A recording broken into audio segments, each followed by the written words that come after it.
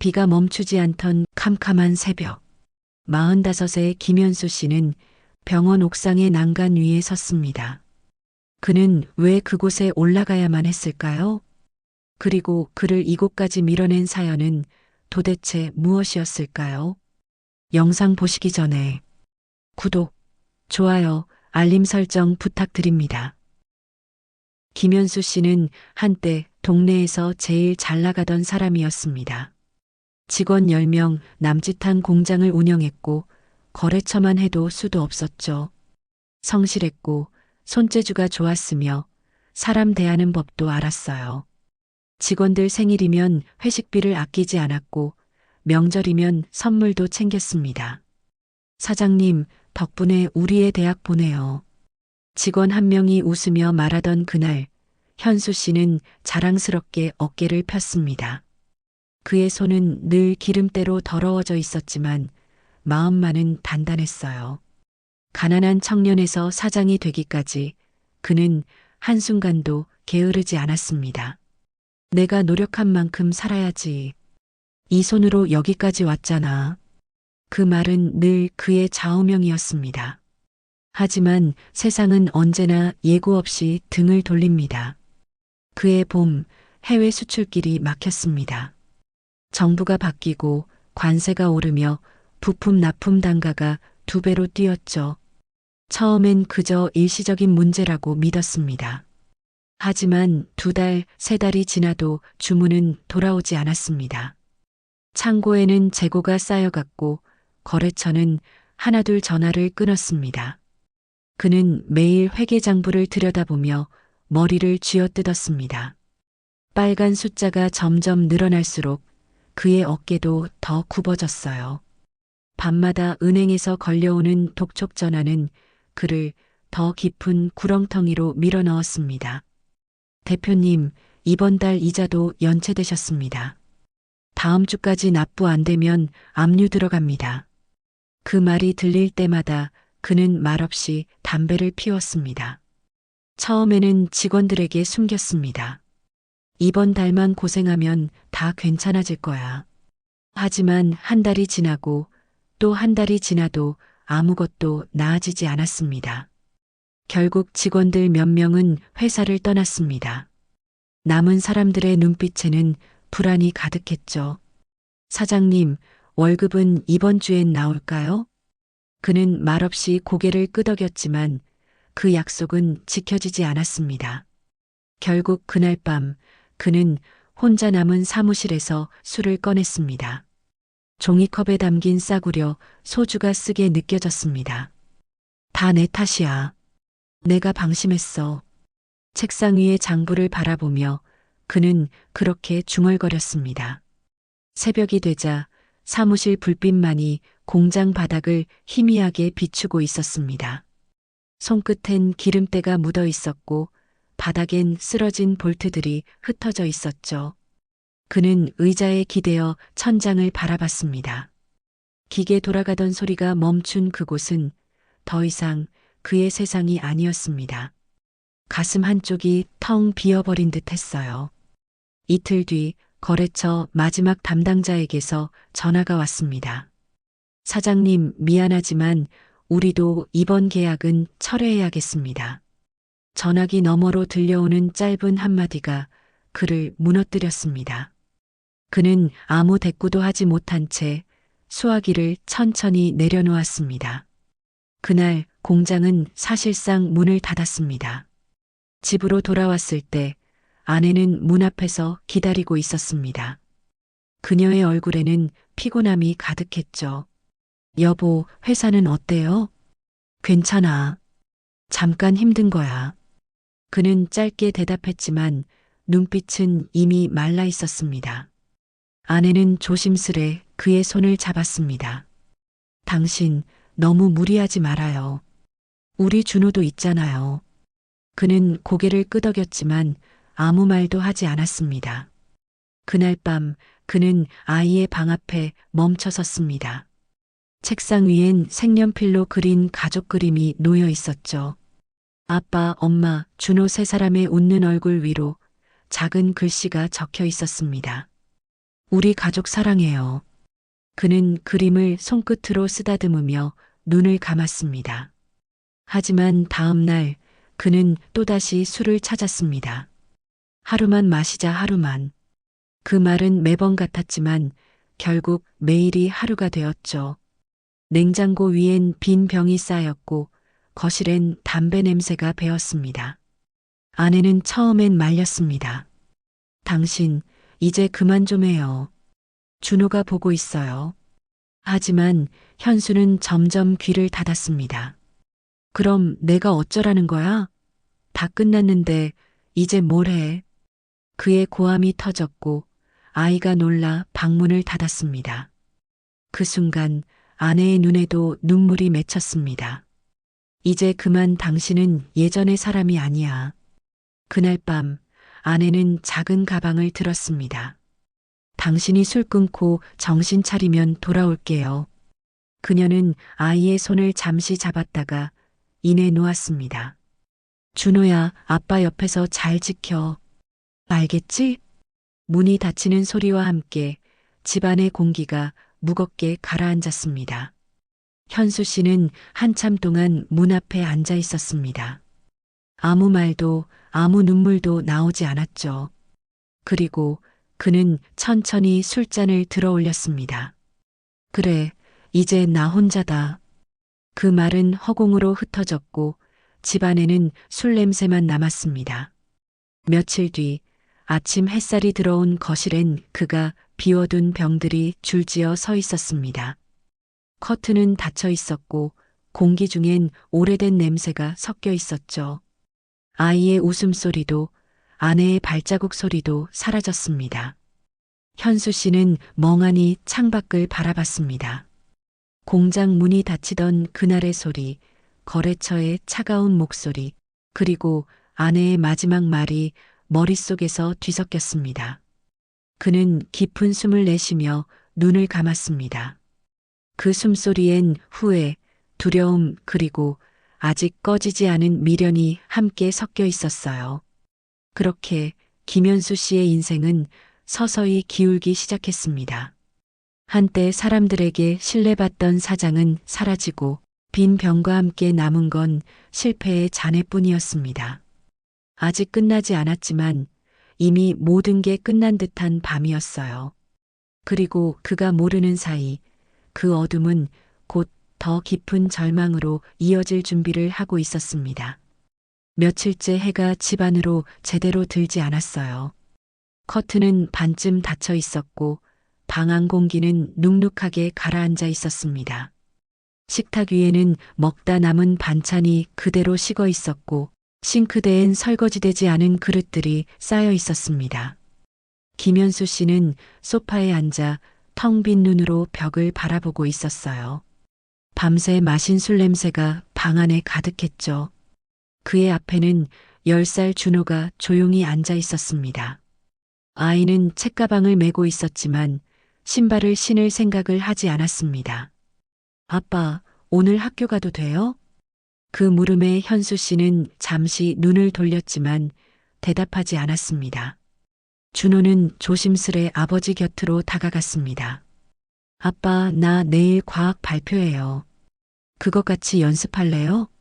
아이는 억지로 웃어 보였지만 아버지는 아무 말이 없었습니다. 그저 손가락으로 이마를 눌러대며 낮게 한숨을 내쉬었죠. 지금 그딴 게 중요하냐? 아빠는 지금 죽을 맛이야.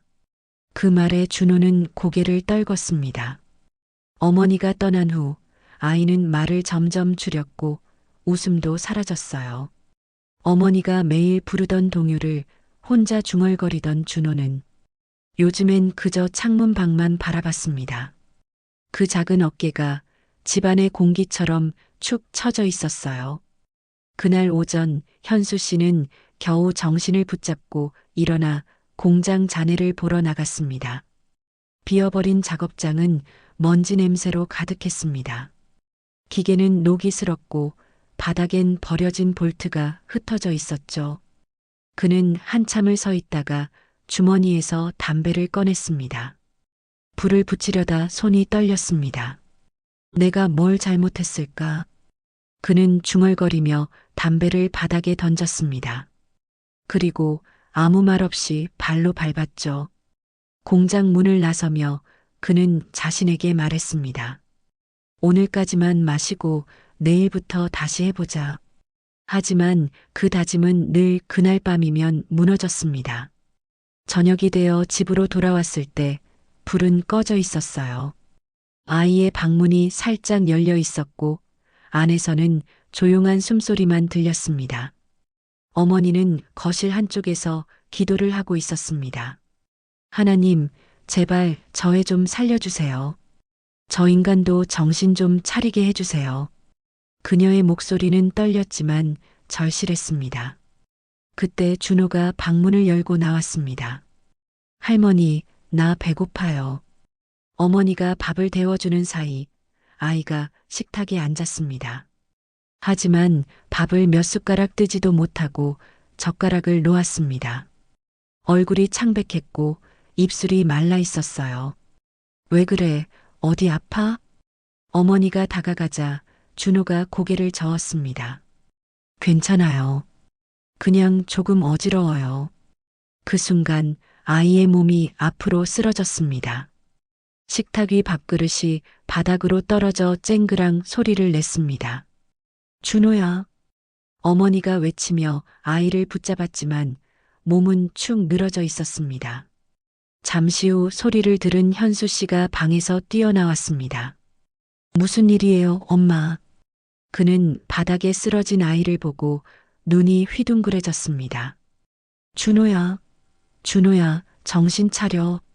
그는 아이의 어깨를 흔들었지만 아이는 대답하지 않았습니다. 숨이 약해요. 어머니의 손이 떨렸습니다. 현수 씨는 아이를 안고 문 밖으로 뛰어나갔습니다. 병원 가요. 지금 당장. 비가 내리기 시작했습니다. 골목길을 달리며 아이를 품에 안은 그의 옷이 젖어들었습니다. 차 한 대가 멈춰서고 운전석에서 남자가 소리쳤습니다. 어디 가세요? 병원요. 제발 병원 좀. 남자는 곧바로 차문을 열고 그들을 태웠습니다. 차 안에서 아이의 숨이 점점 얕아졌습니다. 현수 씨는 아이의 얼굴을 손으로 감싸며 울부짖었습니다. 준호야, 눈 떠. 아빠야, 아빠 왔잖아. 차 안의 공기가 얼어붙은 듯 무겁게 내려앉았습니다. 병원 응급실 문이 열리자 간호사들이 달려왔습니다. 환자 상태는? 의식 없어요. 숨이 약합니다. 의료진이 들것을 밀며 급히 안으로 들어갔습니다. 현수 씨는 복도에 주저앉아 고개를 떨궜습니다. 어머니가 그의 어깨를 붙잡았지만 손이 덜덜 떨렸어요. 잠시 후 의사가 다가왔습니다. 심장에 문제가 있습니다. 선천성 판막 기형으로 보입니다. 그게 심각한 겁니까? 의사는 고개를 끄덕였습니다. 빠른 수술이 필요합니다. 그렇지 않으면 위험합니다. 그 말에 현수 씨는 머리를 감싸쥐었습니다. 돈이 얼마나 필요합니까? 수술비만 약 5천만 원, 이후 회복 치료까지 하면 더 들어갑니다. 숫자는 너무 컸고 그의 머릿속은 새하얘졌습니다. 어머니는 손을 모으며 말했습니다. 선생님, 제발 우리 아이 살려주세요. 돈은 제가 어떻게든 마련할게요. 의사는 고개를 숙이며 조용히 대답했습니다. 시간이 많지 않습니다. 그날 밤 복도 끝 의자에 앉은 현수 씨의 손엔 작은 병원 영수증이 쥐어져 있었습니다. 비용 명세서 끝에 적힌 금액은 현실감이 없었죠. 그는 그 종이를 바라보다가 천천히 구겨 손에 쥐었습니다. 주먹이 하얗게 질릴 만큼 힘이 들어갔습니다. 내가 벌어서 내가 어떻게든 해볼게. 그의 눈에 처음으로 불빛이 스쳤습니다. 술기운도 절망도 사라진 순간이었죠. 이제 그는 깨달았습니다. 이젠 미안하다는 말로는 아무것도 되돌릴 수 없다는 거요. 창문 너머로 비는 멈췄습니다. 복도 끝으로 새벽 햇살이 아주 희미하게 스며들었어요. 그는 자리에서 천천히 일어나 창밖을 바라봤습니다. 준호야, 아빠가 할게. 이번엔 진짜야. 그는 그렇게 중얼거리며 두 손을 꼭 쥐었습니다. 이제 시작이었습니다.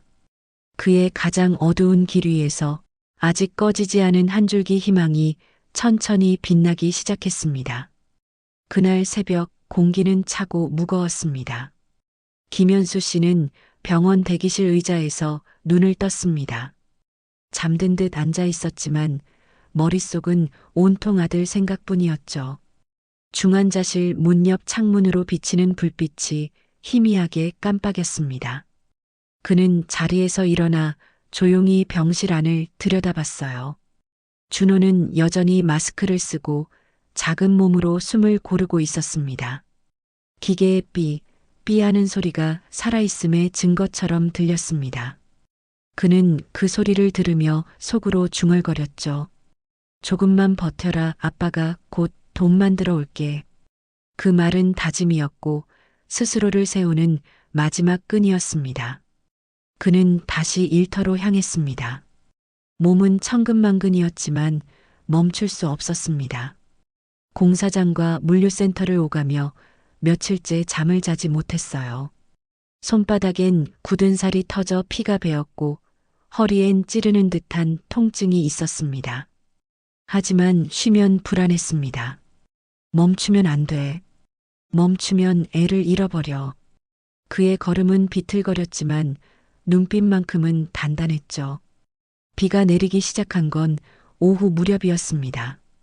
하늘은 잿빛으로 내려앉았고 굵은 빗방울이 콘크리트 바닥을 때렸습니다. 그는 젖은 모자를 눌렀으며 상자를 들었습니다. 오늘 물량 많아요. 다 끝내야 퇴근이에요. 창고 직원의 말에 그는 숨을 고르며 대답했죠. 괜찮아요. 밤새도 됩니다. 그 말 뒤로 그는 어깨에 힘을 주며 상자를 트럭에 실었습니다. 트럭 안은 축축했고 박스는 젖어 미끄러졌습니다. 비닐 포장 사이로 손이 미끄러질 때마다 손등에 긁힌 자국이 늘어갔어요. 비는 점점 굵어지고 바람이 불며 트럭 안으로 들이쳤습니다. 그는 비에 젖은 몸을 떨며 중얼거렸습니다. 오늘까지만 버티자, 오늘만. 그 말은 이미 며칠째 되뇌던 기도와도 같았죠.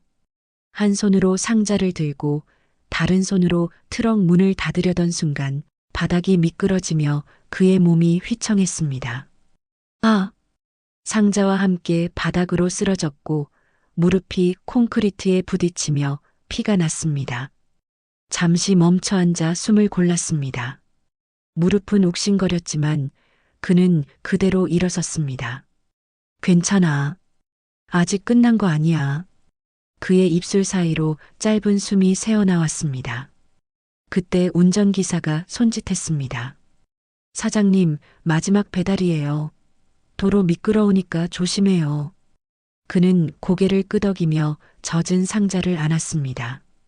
비가 앞을 가려 시야가 흐릿했지만 그는 멈추지 않았습니다. 트럭의 헤드라이트가 켜졌고 도로 위엔 빗물이 반사돼 번쩍였습니다. 그는 작은 골목을 지나 도심 외곽도로로 걸어갔습니다. 도로는 한산했고 빗소리가 고요함을 대신했습니다. 손에 든 상자는 점점 무거워졌고 어깨는 젖은 옷에 눌려 떨렸습니다. 조금만 더, 한 것만 더 하면 된다. 그 말은 그가 스스로에게 매번 건네는 약속이었습니다. 하지만 그때 멀리서 커다란 경적 소리가 울렸습니다. 빵! 순간 눈부신 불빛이 그의 시야를 삼켰습니다. 비에 젖은 도로 위에서 타이어가 미끄러졌고 트럭 한 대가 그를 향해 빠르게 미끄러져 내려왔습니다. 그는 본능적으로 몸을 돌리려 했지만 늦었습니다. 기익! 귀를 찢는 소리와 함께 충격이 밀려왔습니다. 몸이 공중으로 떠올랐다가 도로 위로 강하게 부딪혔습니다. 박스가 터지며 안에 있던 물건들이 흩어졌고 그 위로 빗방울이 떨어졌습니다. 현수 씨의 시야가 흐려졌습니다. 비와 피가 섞여 얼굴을 타고 흘렀습니다. 어디선가 사람들이 소리쳤습니다. 119 불러요. 사람 다쳤어요. 멀리서 사이렌 소리가 들려왔습니다. 그의 손끝이 바닥에 젖은 상자를 더듬었습니다. 배송 완료 스티커가 젖어벗겨져 있었습니다. 그는 희미한 의식 속에서 중얼거렸습니다. 준호야, 아빠 조금만 더 하면. 그 말은 빗속으로 흩어졌습니다. 눈꺼풀이 점점 무거워지고 세상의 소리가 희미해졌습니다. 잠시 후 구급차 불빛이 도로 위를 붉게 물들였습니다. 사람들이 우산을 들고 모였고 구급대원이 그의 이름을 불렀습니다. 의식이 없습니다. 맥박 약합니다. 누군가 그의 팔에 링거를 꽂고 산소 마스크를 씌웠습니다. 그는 마지막으로 들리는 듯한 목소리에 희미하게 반응했어요. 괜찮아질 거예요. 조금만 버텨요. 그러나 그 말이 끝나기도 전에 그의 머리가 옆으로 떨어졌습니다. 병원 응급실 문이 열리고 들것이 밀려 들어갔습니다. 어머니가 달려왔고 흰 가운의 의사들이 바쁘게 움직였습니다.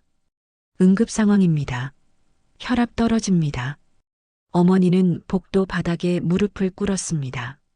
이놈아, 이제 좀 그만해라 제발.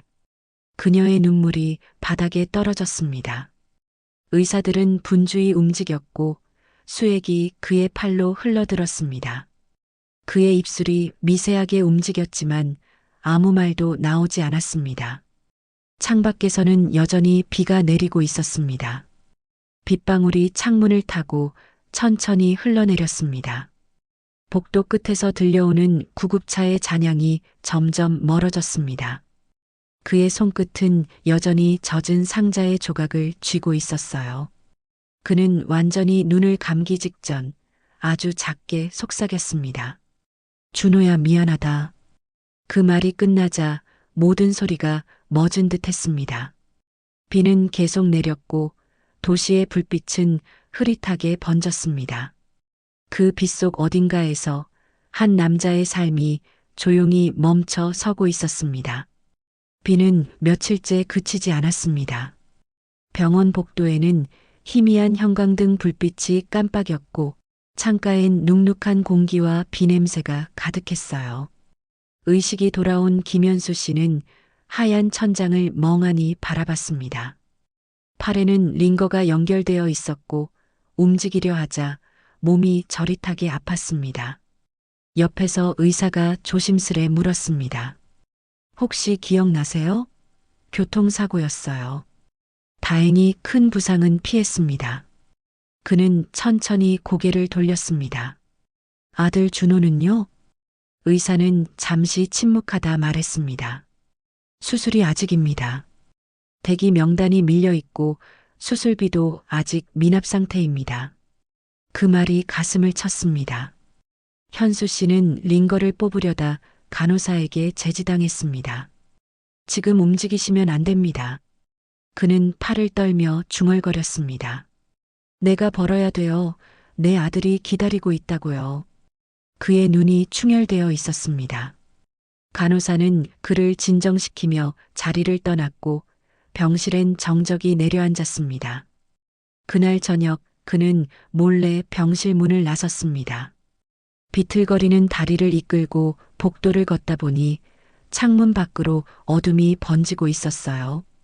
비는 여전히 내리고 있었고 바람이 유리창을 두드렸습니다. 엘리베이터 앞에서 잠시 멈췄다가 그는 계단을 선택했습니다. 옥상으로 올라가면 그래도 바람이라도 맞을 수 있겠지. 그 생각 하나로 그는 무겁게 계단을 올랐습니다. 신발 밑창이 바닥에 닿을 때마다 젖은 소리가 났습니다. 옥상 문을 밀자 비 냄새가 거세게 밀려들었습니다. 밤하늘은 어둡고 도시의 불빛만 희미하게 반짝였습니다. 그는 난간 쪽으로 걸어갔습니다. 젖은 머리칼이 이마에 달라붙었고 입술은 새파랗게 질려 있었죠. 아래를 내려다보니 병원 정원이 조그맣게 보였습니다. 사람들은 우산을 쓰고 바쁘게 걸어 다녔지만 그들 모두 너무 멀리 느껴졌습니다. 그는 작게 웃었습니다. 참 신기하네. 세상은 멀쩡히 도는데 나는 왜 이 모양일까? 그 웃음은 금세 떨림으로 바뀌었습니다. 그의 두 눈에서 눈물이 빗물과 섞여 떨어졌습니다. 준호야, 미안하다. 그의 목소리가 바람에 섞여 흩어졌습니다. 아빠가 널 살려야 하는데 아무것도 못해서 미안하다. 손이 난간 위로 올라갔습니다. 손끝이 차가운 쇠를 느꼈고 발끝이 서서히 뒤로 밀렸습니다. 그는 눈을 감았습니다. 이젠 그냥 끝내자. 내가 사라지면 적어도 아이가 보험금이라도. 그때 문 쪽에서 인기척이 났습니다. 저기요. 거기서 뭐 하세요? 깜짝 놀란 그는 고개를 돌렸습니다. 젊은 남자가 카메라를 들고 서 있었습니다. 그는 병원 관계자인 줄 알았지만 가방엔 LIV라고 적힌 조그만 마이크가 꽂혀 있었습니다. 잠깐만요. 혹시 방송 중이에요? 젊은 남자가 숨을 고르며 대답했습니다. 네, 저는 유튜버 지훈이에요. 친구 병문안 왔다가 당신을 봤어요. 지금 생방송 중이에요. 수천 명이 보고 있습니다. 그 말에 현수 씨는 멍하니 그를 바라봤습니다. 뭐라고요? 생방송? 지훈은 한 걸음 다가가며 손을 내밀었습니다. 제발 내려오세요. 사람들이 당신을 응원하고 있어요. 그 순간 휴대폰 화면에서 채팅창이 쏟아졌습니다. 아저씨, 그러지 마세요. 당신 아들 기다리고 있잖아요. 지금이라도 다시 시작할 수 있어요. 수많은 응원의 문장들이 화면을 덮었습니다. 현수 씨의 손끝이 떨렸습니다. 그는 눈을 감았다 떴습니다. 나 같은 놈이 다시 뭘 시작하겠어요. 다 잃었는데 무슨 의미가 있어요. 목소리는 가늘고 절망이 스며 있었습니다. 지훈이 그에게 다가가 말했습니다. 당신이 지금 여기 있다는 게 이미 의미예요. 세상은요, 한 번 더 일어나는 사람을 기다립니다. 잠시 긴 정적이 흘렀습니다. 비가 그의 어깨를 때렸고 눈물이 빗물에 섞여 흘렀습니다. 그는 잠시 난간을 붙잡은 손을 내려다봤습니다. 손등의 상처가 붉게 번졌습니다. 그때 휴대폰 화면에 한 댓글이 올라왔습니다. 우리 함께 도와요. 그 아버지 살려줍시다. 또 다른 댓글이 이어졌습니다. 후원 계좌 알려주세요. 이분 아들 수술비 마련해요. 그의 눈이 커졌습니다. 이게 무슨 소리야? 지훈이 조심스럽게 다가와 말했습니다. 사람들이 당신 이야기에 마음을 움직였어요. 이제 정말로 당신을 도우려 하고 있습니다. 그는 무겁게 숨을 내쉬었습니다. 손이 난간에서 천천히 떨어졌습니다. 이게 꿈이 아니면 좋겠네요. 그의 목소리가 떨렸지만 이번엔 희미한 온기가 섞여 있었습니다. 지훈은 휴대폰을 들며 말했다. 당신, 지금 수천 명이 보고 있어요. 다들 당신을 응원하고 있습니다. 포기하지 마요. 비는 여전히 내리고 있었지만 그 빗속의 공기는 달라져 있었습니다. 어두웠던 하늘 사이로 미세한 빛이 스며들었죠. 김현수 씨는 조심스레 난간에서 물러났습니다. 그의 무릎이 바닥에 닿았고 손이 떨렸습니다. 지훈은 조용히 그 옆에 앉았습니다. 괜찮아요. 이제 괜찮아요. 휴대폰 화면 속에선 수많은 댓글이 멈추지 않았습니다. 살아줘서 고마워요. 힘내세요, 아저씨. 기적은 아직 남았어요. 그는 두 손으로 얼굴을 가렸습니다. 눈물이 빗물에 섞여 쏟아졌습니다. 그날 병원 옥상 위에서 한 남자는 절망 끝에서 다시 숨을 내쉬었습니다. 그리고 그 생방송은 단 몇 시간 만에 세상을 울렸습니다. 한 남자의 포기가 멈추는 순간 세상 어딘가에서 수천 개의 희망이 동시에 켜지고 있었습니다. 그날 새벽 병원 옥상에서 일어난 그 사건은 몇 시간 만에 전 국민의 입에 오르내렸습니다. 병원 옥상에 선 한 남자, 생방송으로 구조돼. 뉴스 자막이 그렇게 흘렀죠. 인터넷에는 절망 끝에 아버지라는 제목의 영상이 퍼졌습니다. 조회수는 폭발적으로 늘었고 댓글에는 응원과 위로가 쏟아졌습니다. 그분의 아들을 살릴 방법이 없을까요? 계좌번호를 알려주세요. 작은 힘이라도 보태고 싶습니다. 그날 오후 병원 복도는 술렁였습니다. 사회복지팀 직원이 황급히 김현수 씨를 찾았습니다. 환자 보호자분, 잠시만요. 뉴스 보셨습니까? 그는 고개를 저었습니다. 무슨 뉴스요? 직원은 휴대폰을 내밀었습니다. 화면 속엔 그의 얼굴이 있었고 비 맞은 머리와 붉게 충혈된 눈이 그대로 담겨 있었죠. 그리고 아래엔 수십만 개의 댓글이 달려 있었습니다. 아저씨, 울지 마세요. 당신은 나쁜 아버지가 아니에요. 우린 함께 할 겁니다. 직원이 숨을 고르며 말을 이었습니다. 병원으로 후원금이 들어오기 시작했습니다.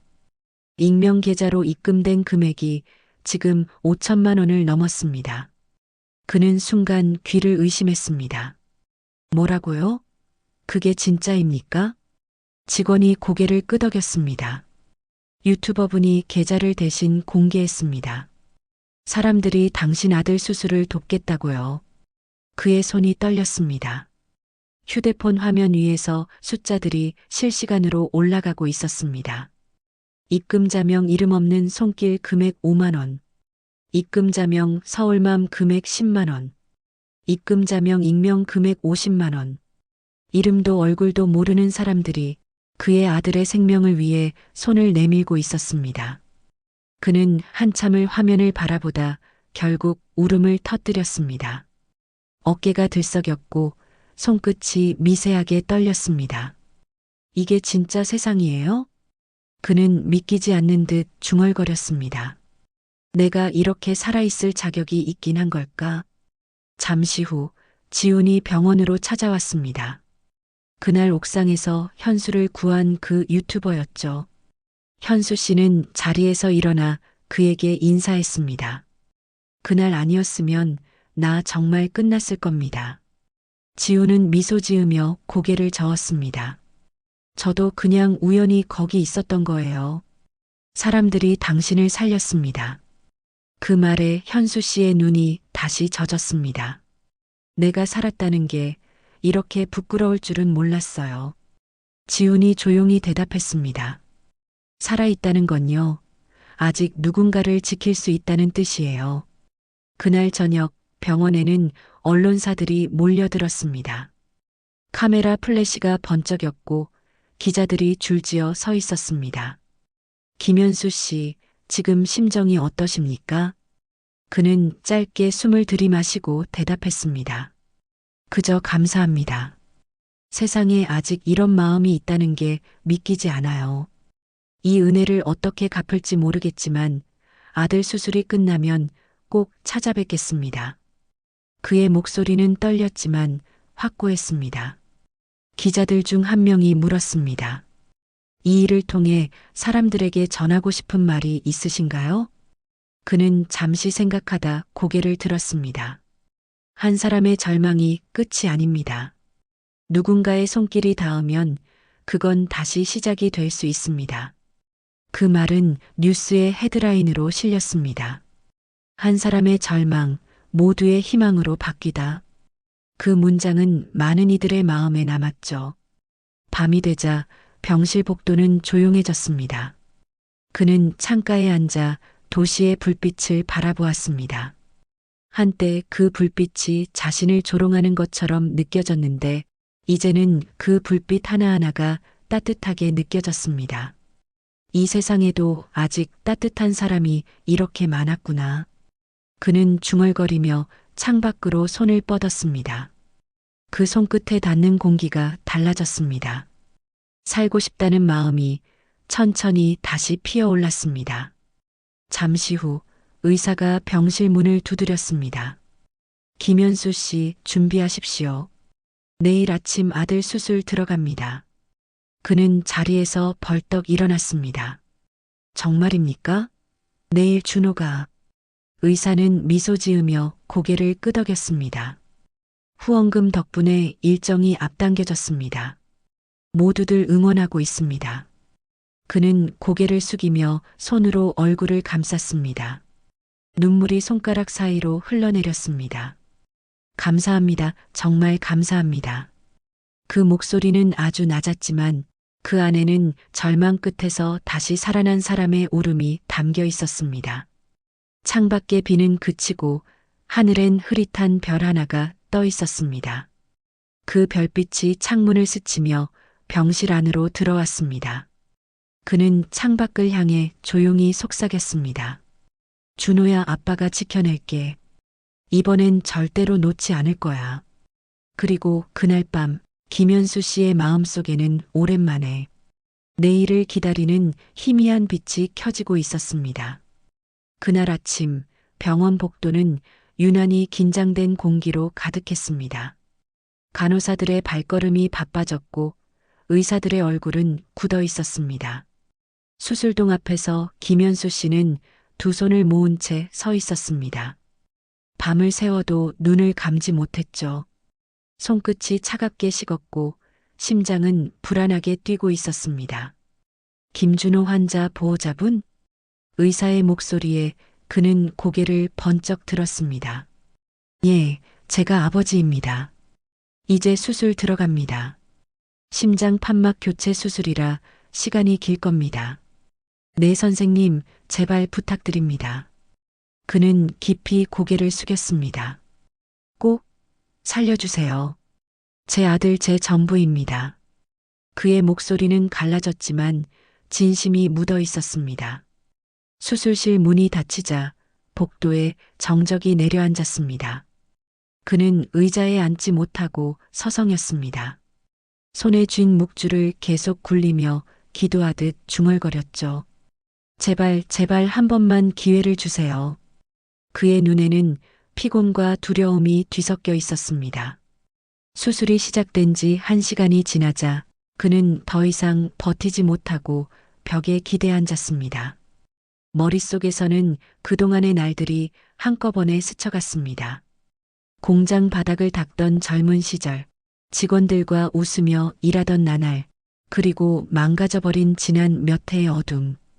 그 속에서 그는 스스로를 천천히 무너뜨렸습니다.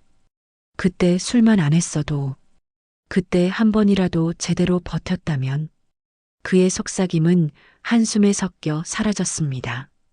시간은 무겁게 흘렀습니다. 의사들이 오가며 작은 메모를 건네받고 수술실 문 안쪽에서 들려오는 기계음이 끊임없이 이어졌습니다. 삐삐. 그 일정한 소리가 멈추지 않기를 그는 온몸으로 빌고 또 빌었습니다. 손가락이 저려올 만큼 묵주를 꽉 쥐었습니다.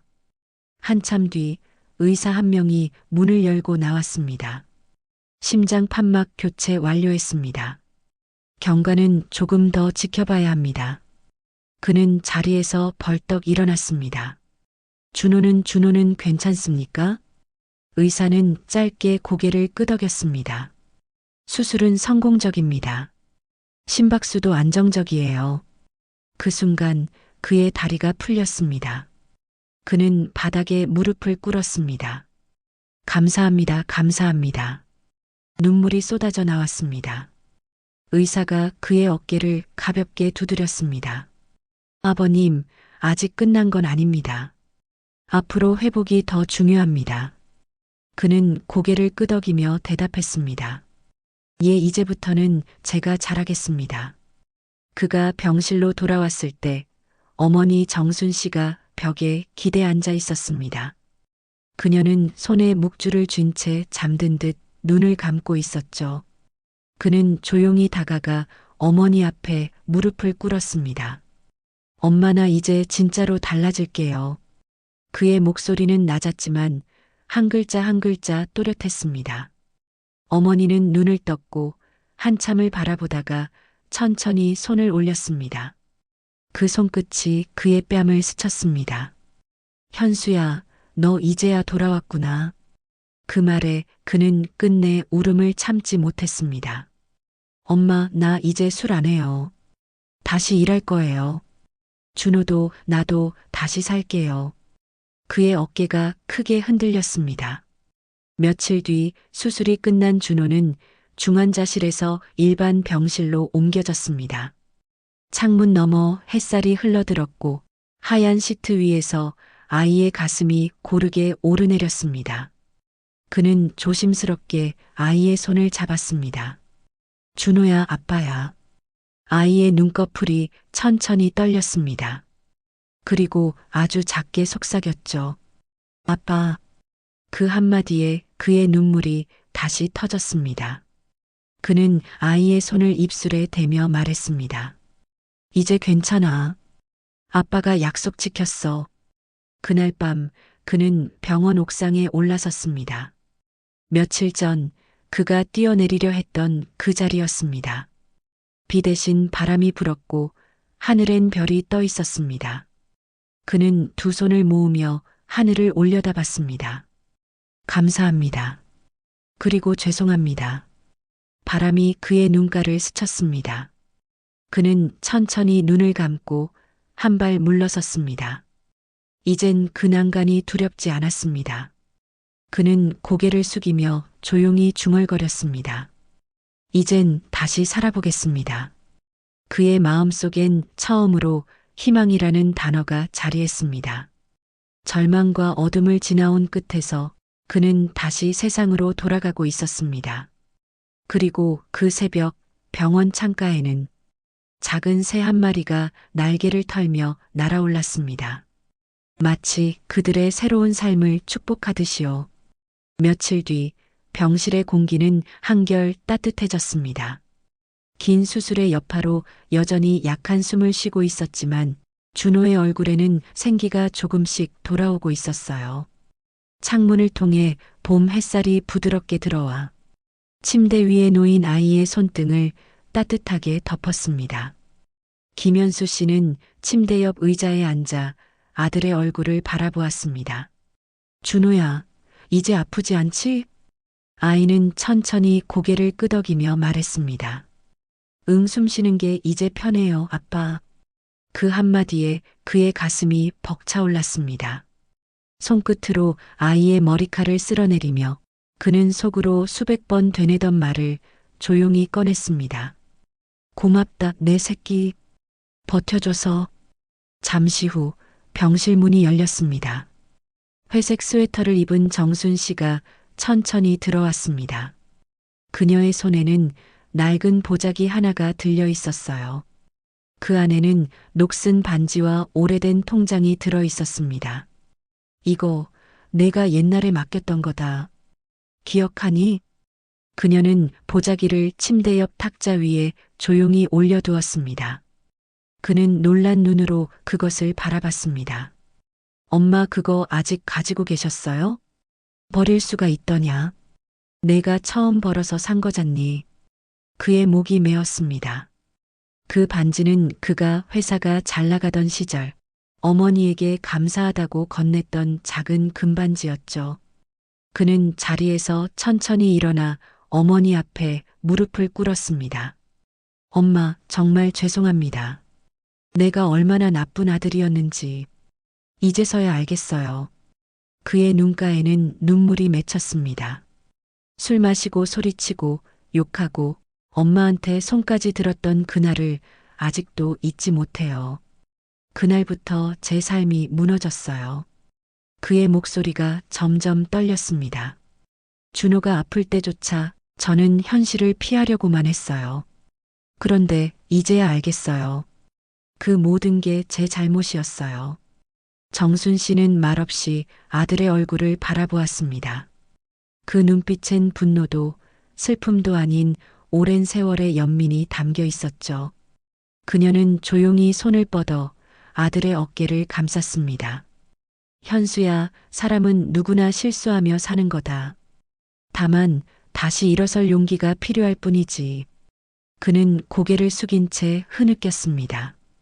엄마 이제부터라도 제대로 살게요.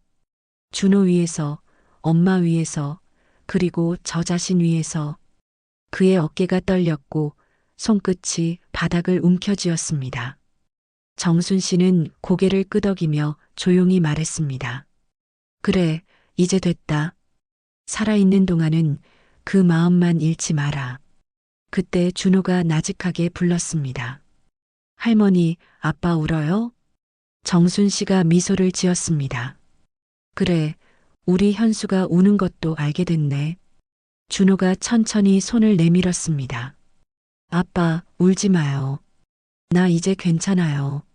아빠 힘내면 나도 힘낼게요. 그 말에 현수 씨는 눈가를 닦으며 아이 손을 꼭 잡았습니다. 그래, 우리 같이 힘내자. 창문 밖에서는 바람이 불었고 그 바람이 하얀 커튼을 부드럽게 흔들었습니다. 햇살이 세 사람의 얼굴을 환하게 비쳤습니다. 한동안 아무도 말하지 않았습니다. 대신 그 고요 속엔 그동안 말하지 못했던 수많은 미안함과 위로가 오갔습니다. 정순 씨는 잠시 밖을 바라보다가 조용히 중얼거렸습니다. 현수야, 내 아버지도 하늘에서 보고 계실 거야. 이제 내가 제자리로 돌아온 걸 기뻐하실 거다. 그 말에 현수 씨는 눈을 감았습니다. 아버지의 목소리가 어렴풋이 들리는 듯 했죠. 현수야, 사람은 다시 태어날 수 있다. 하지만 그건 살아남은 자의 몫이야. 그는 천천히 고개를 들었습니다. 눈가엔 여전히 눈물이 맺혀 있었지만 그 표정엔 오랜만에 평화가 깃들어 있었습니다. 엄마, 아버지 말씀처럼 저 이제 다시 태어날게요. 그 말에 정순 씨는 조용히 고개를 끄덕였습니다. 잠시 후 병실 문이 열리며 간호사가 들어왔습니다. 김준호 환자 회복 상태 아주 좋습니다. 내일부터 간단한 재활치료 들어가요. 그 말에 세 사람은 서로의 얼굴을 바라보았습니다. 그리고 동시에 미소를 지었습니다. 병실 창문 너머로 노을빛이 퍼졌습니다. 하늘은 붉게 물들었고 그 붉은 빛이 세 사람의 얼굴을 따뜻하게 감쌌습니다. 오랜 고통과 후회의 시간은 이제 끝나가고 있었습니다. 그 자리엔 용서와 사랑이 천천히 자리를 잡고 있었습니다. 몇 달이 흘렀습니다. 병원 앞 화단에는 초록 잎이 무성하게 자랐고 바람에는 봄 냄새가 섞여 있었습니다. 그날도 김현수 씨는 이른 새벽에 눈을 떴습니다.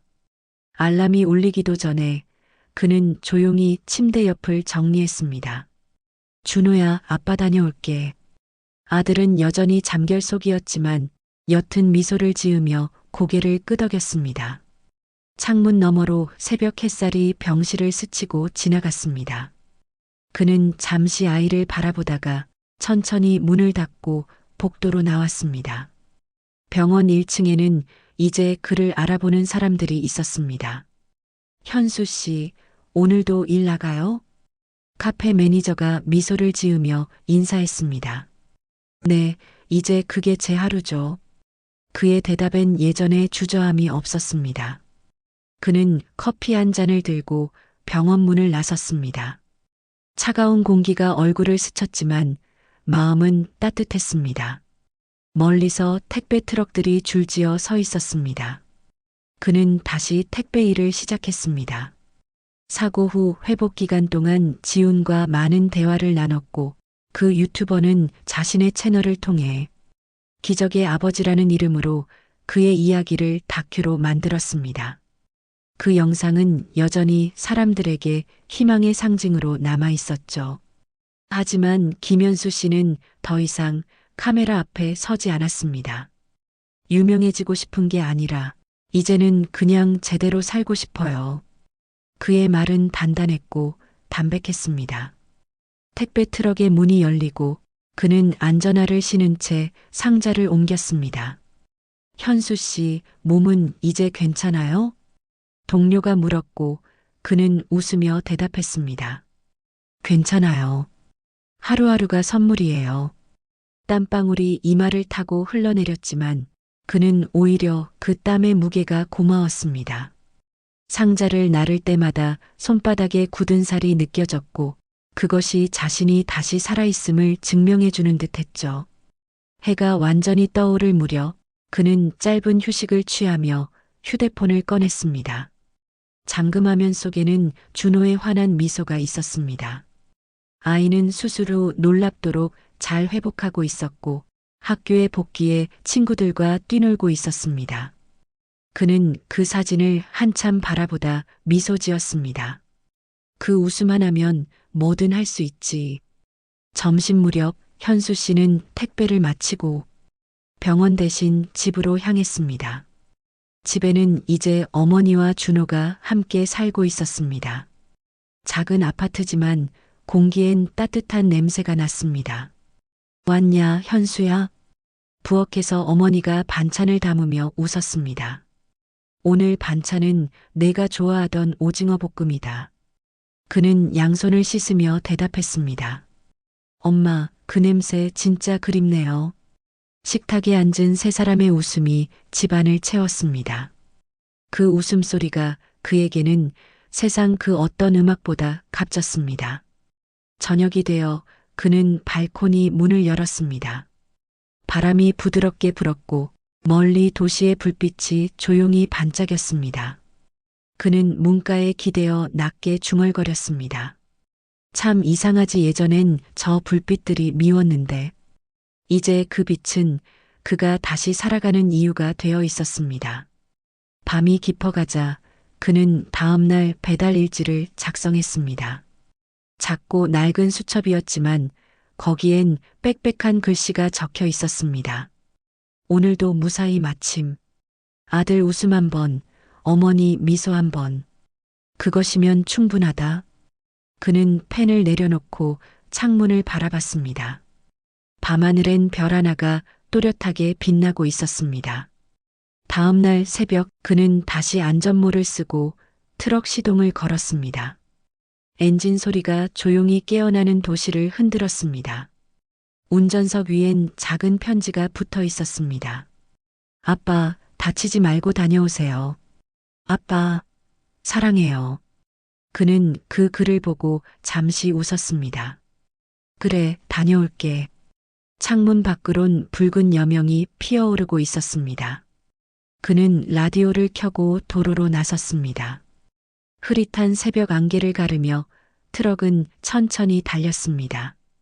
DJ의 목소리가 잔잔히 흘러나왔습니다. 오늘도 새로운 하루가 시작됐습니다.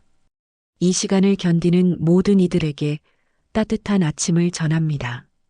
그는 그 말을 들으며 조용히 고개를 끄덕였습니다.